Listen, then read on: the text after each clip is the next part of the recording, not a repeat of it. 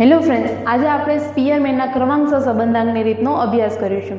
સૌપ્રથમ તો હવે આપણે એ વિચાર કરીશું કે કાર્લ પિયર્સનની રીતનો ઉપયોગ ક્યારે કરવાનો અને સ્પીયરમેનના ક્રમાંક સંબંધાંકની રીતનો ક્યારે ઉપયોગ કરવાનો.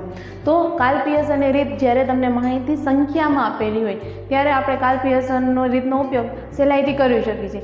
પણ જ્યારે આપણે માહિતી છે ગુણાત્મક રીતે આપેલી હોય, એટલે કે સુંદરતા, પ્રામાણિકતા, આવડત, નૈતિકતા, વકૃત્વ, સંગીત, નૃત્ય, તો ત્યારે આપણે છે સહસંબંધ કેવી રીતે શોધી શકીએ?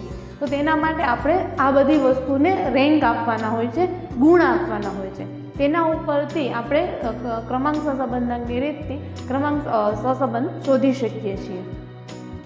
તો તેનું સૂત્ર છે કે R બરાબર 1 માઇનસ 6 ગુણ્યા સિગ્મા ડી વર્ગ છેદમાં n કાઉન્સમાં n વર્ગ માઇનસ 1.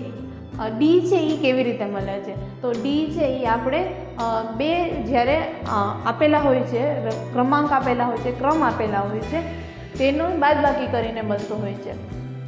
એટલે કે RX માઇનસ RY કરીને આપણે ડી મળતો હોય છે. RX એટલે એક્સની માહિતીનો ક્રમાંક અને RY એટલે વાયની માહિતીનો ક્રમાંક. Thank you. If you want to see short videos of accounts, like statistics, go to the description and follow the link.